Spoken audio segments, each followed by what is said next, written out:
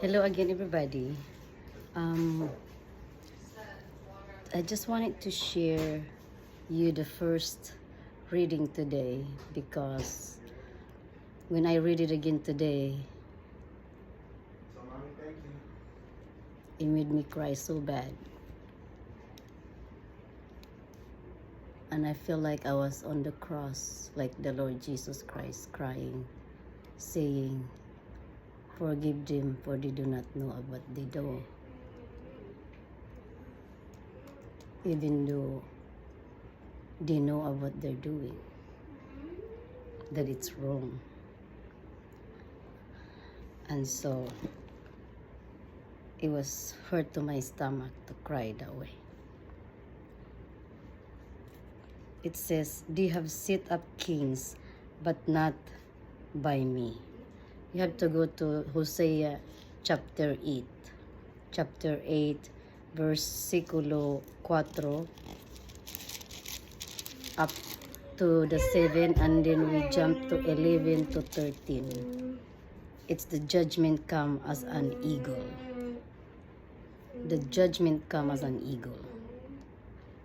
Everybody. They have set up kings, but not by me. They have made princes, and I know it not. Of their silver and their gold have they made them idols, and they may be cut off. Thy calf, O Samaria, hath cast thee off. Mine anger is kindled against them. How long will it be ere they attend to innocency? For from Israel was it also the work, man made it. Therefore it is not God, but the calf of Samaria shall be broken in pieces. For they have sown the wind, and they shall reap the whirlwind. It hath no stock, the bud shall yield no meal. If so be it yield, the strangers shall swallow it up.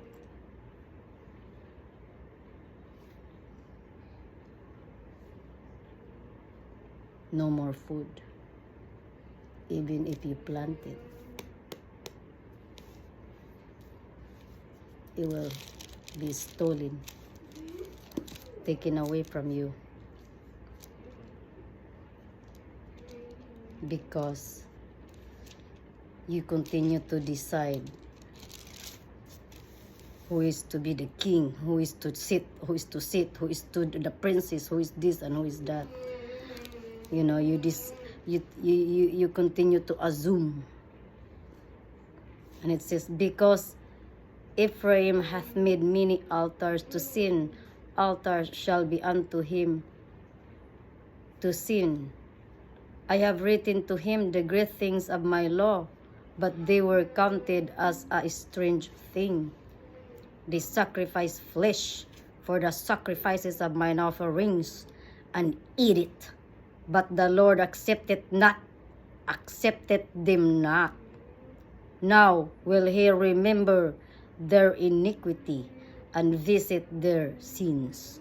They shall return to Egypt. I was to my stomach and crying, like my stomach was getting taken out on this.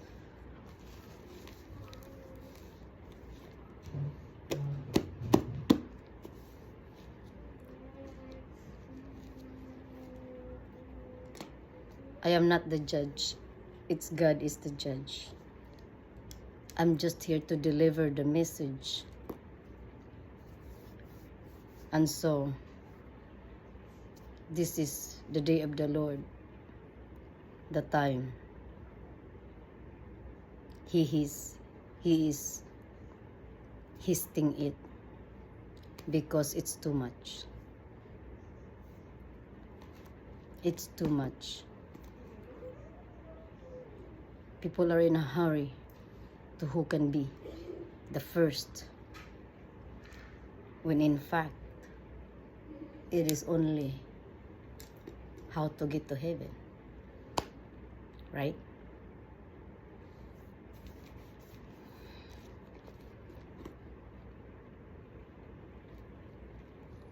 We all make mistake because sin to God is either one or nothing.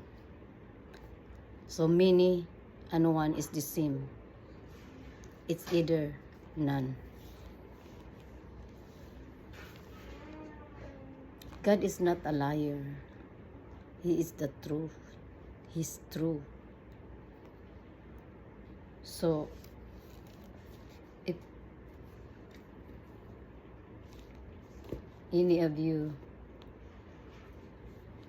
any one of us did not believe the word of God that people delivered, you're calling God a liar, basically. Because whatever is led to you, it is what is the truth, came from God.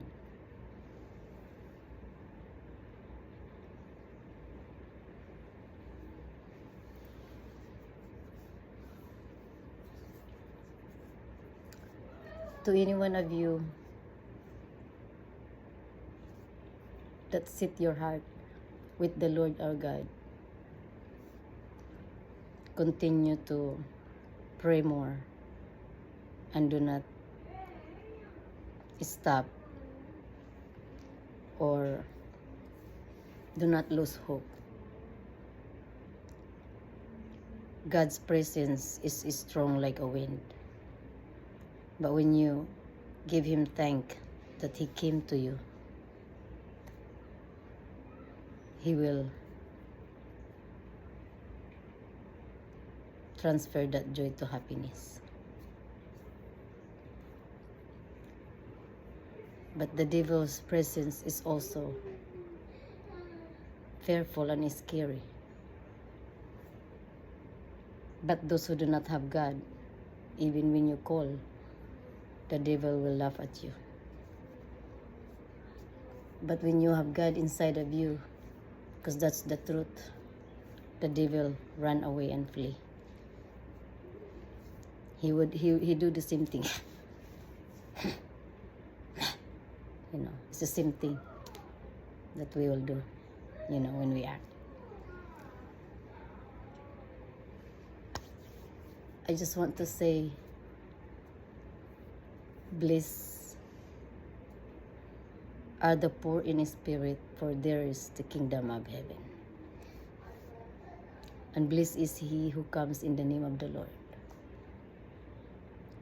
Jesus Christ. And blessed be the name of our Lord, Jesus Christ.